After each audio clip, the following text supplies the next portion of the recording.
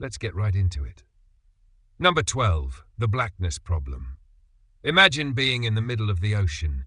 You're in a submersible, maybe a tiny little metal sphere with a viewport the size of a dinner plate, and you're descending. For the first few thousand feet, you can still see a faint, ghostly blue light filtering down from the surface. You feel disconnected, sure, but you can still picture the world above.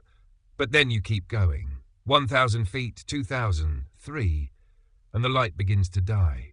It's not a gradual fade, it's more like a physical presence is snuffing it out, one molecule at a time. The last sliver of blue is gone. Now it's just black. And it's not the black of a dark room or a moonless night. Those places have a ceiling and a floor, an expectation of what they are. This is a black that feels like a substance, a complete and total absence of light that your brain just can't process. Your eyes and all the sophisticated biological machinery behind them are suddenly completely useless. The thing is, we're not built for this. We're wired to process light. It's how we survive. Our brains use visual cues to navigate, to understand threats, to feel safe. When you take all that away, your mind starts to make stuff up. It's a phenomenon called sensory deprivation, and it's why people in these extreme environments often start seeing things. They might hallucinate faint glows or phantom creatures. Your brain is trying to find patterns where there are none, desperately attempting to restore a sense of normalcy in an environment that is anything but. It's a primal scream from a part of your mind that just can't comprehend a world without light. This isn't just about a lack of visibility, it's about a fundamental failure of your primary sense, leaving your mind to conjure its own creepy, imagined reality from the crushing darkness. Number 11. The creepiness of bioluminescence. You're a fish, a weird gelatinous fish with teeth and a goofy anglerfish lantern hanging off your head. And you're just cruising through the crushing blackness of the abyssal plain, which, by the way, has the light equivalent of staring into a cave wall with a dead flashlight. Then a weird alien glow appears. It pulses, it changes color, it dances in the void. What do you do? The answer for many deep-sea creatures is to either eat it or run away from it. But for us, it's just creepy. We see these videos and photos of these bizarre, glowing creatures, and our brains are immediately fascinated, but also deeply unnerved. It's like a rave in a haunted house. Bioluminescence isn't just a weird quirk, it's a terrifyingly effective tool for survival. Creatures use it to attract mates, to lure prey, and to blind predators. But the most disturbing use of all is for communication.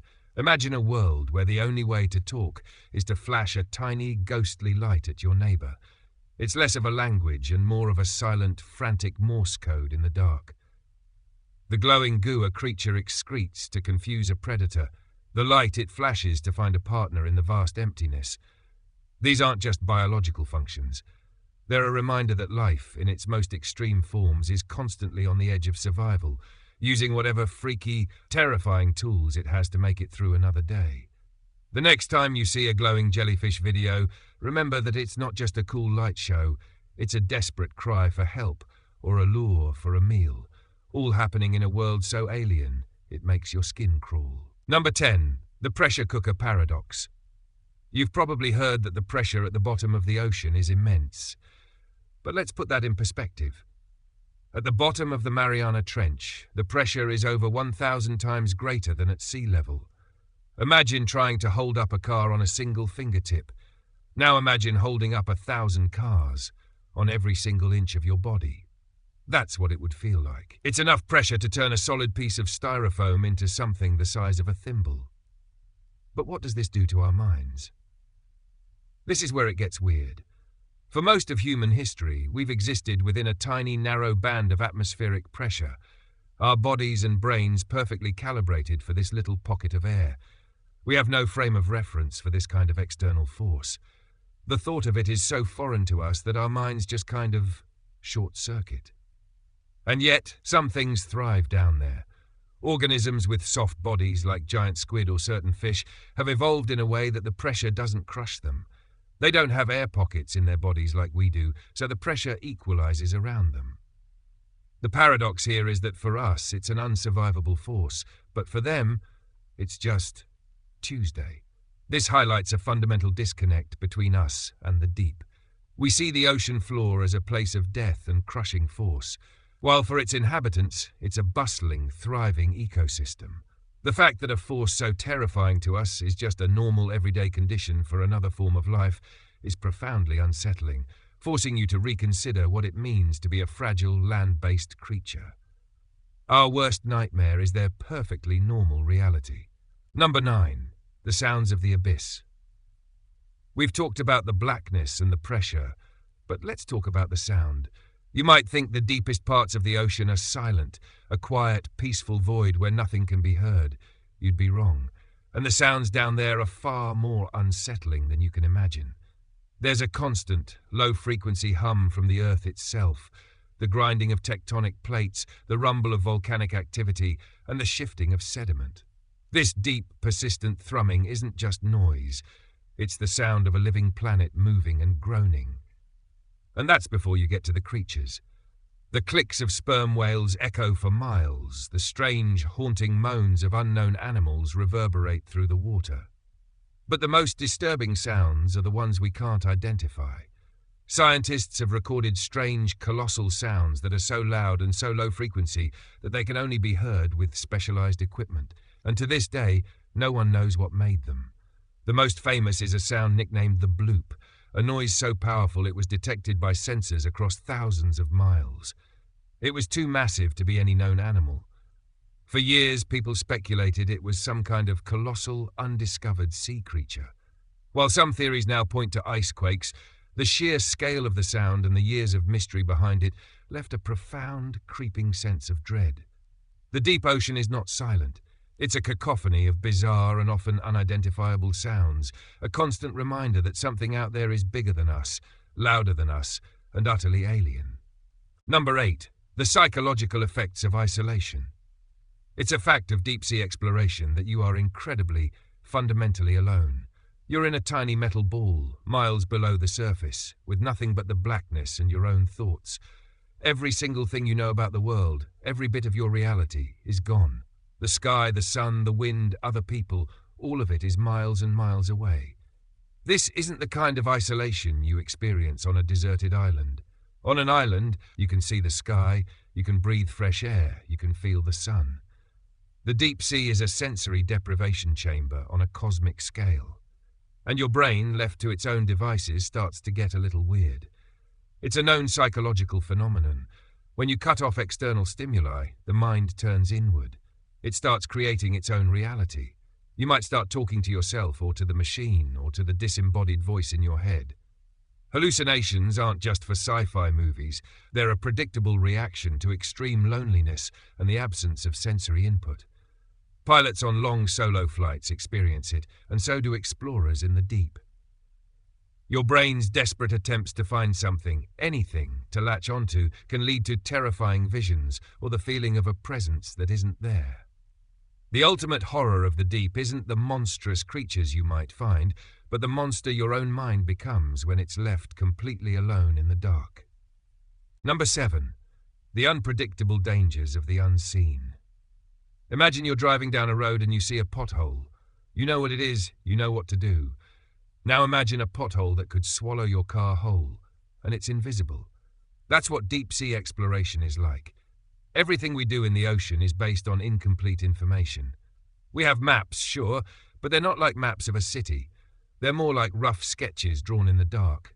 They show the general contours of the ocean floor, but they don't show the hidden canyons, the razor-sharp hydrothermal vents, or the rogue underwater currents that can pull you off course without warning.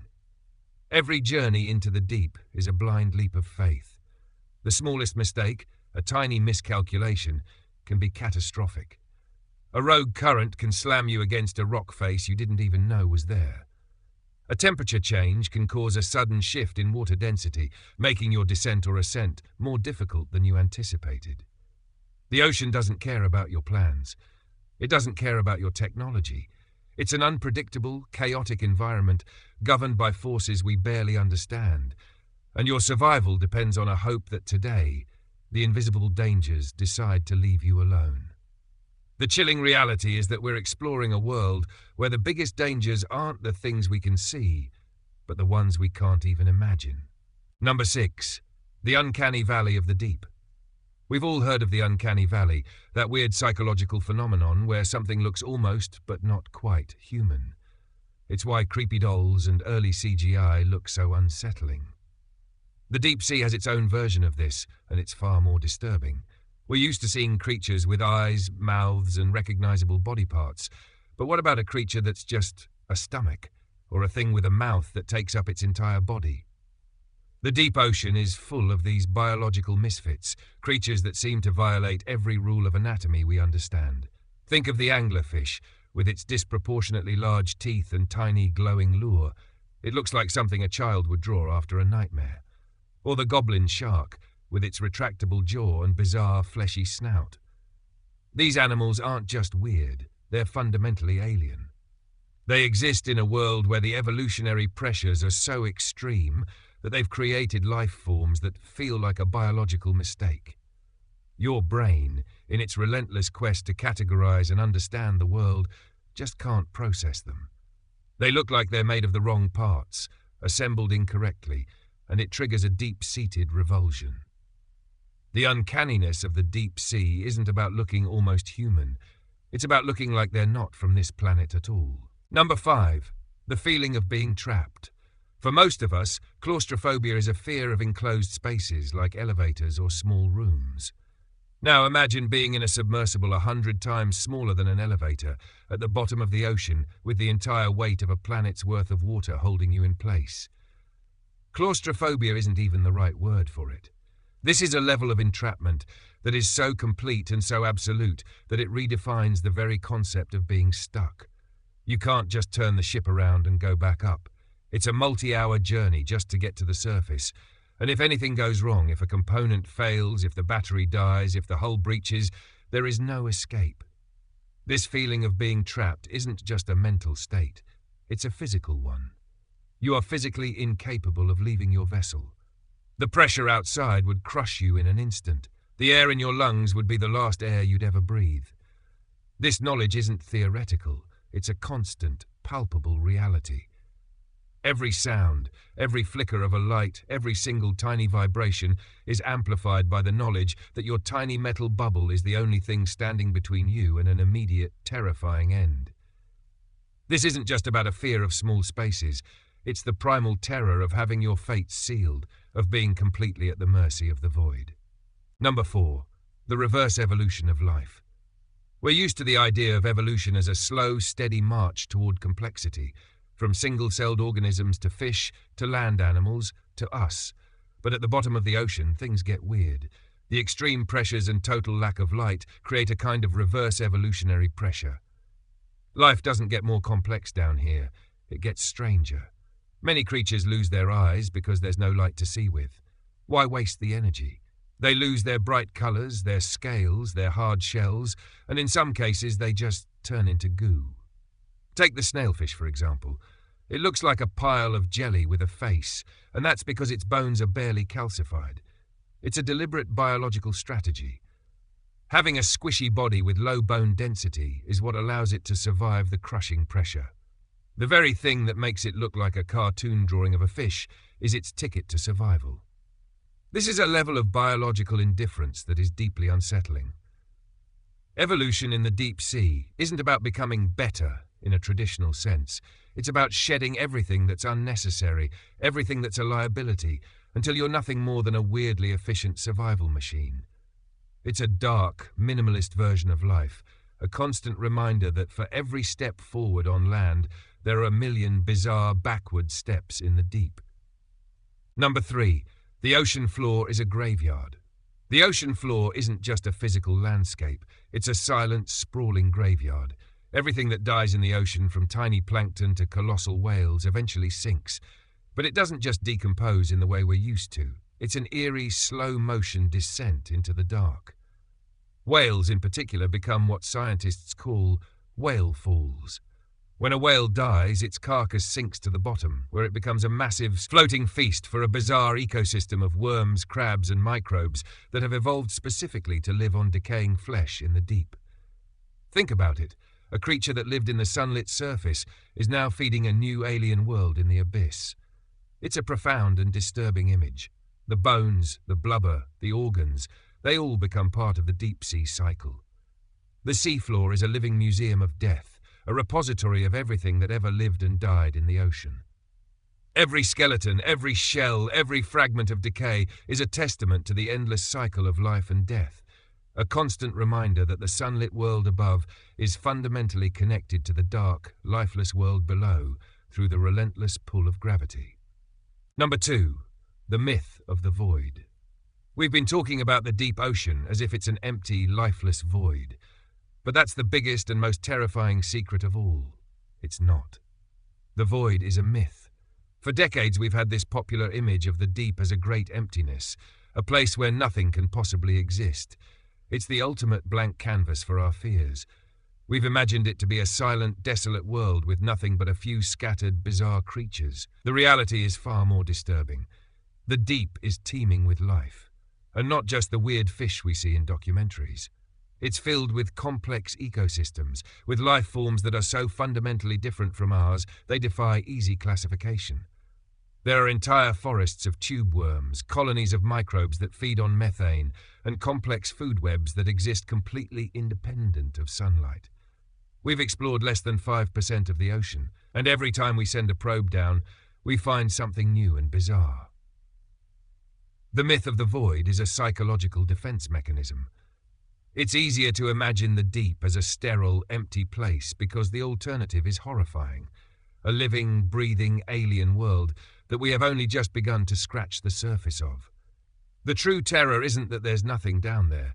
It's the chilling realization that there's so much more than we can possibly imagine, and most of it is a complete mystery to us. Number 1. The human body's final failure. So what happens if your vessel fails? Let's say, in a worst-case scenario, the hull of your submersible gives way. The popular image, based on movies, is a long, agonizing death from the pressure. But that's another myth. The reality is far quicker and more disturbing. When the hull breaches, the pressure from the outside rushes in at incredible speed. It doesn't just crush you slowly, it happens in an instant. Your body would be completely compressed into a fraction of its size. Your bones would be pulverized, your organs would collapse, and your tissues would be liquefied. It's a complete and total obliteration, all happening in a fraction of a second, faster than your brain could even register what's happening. This final, violent act is a chilling reminder of our ultimate biological fragility. Every layer of our human existence, our complex biology, our advanced technology, our conscious minds, is utterly powerless in the face of the deep ocean's brutal physics. The last disturbing secret of the deep is that it's a place that doesn't just kill you, it erases you. It leaves no trace, no memory, no body to find. Your very existence is simply snuffed out, leaving you to become one with the blackness, just another forgotten secret buried in the deepest parts of the earth. That's all for today. I'll be making similar videos in the future. Subscribe to see them.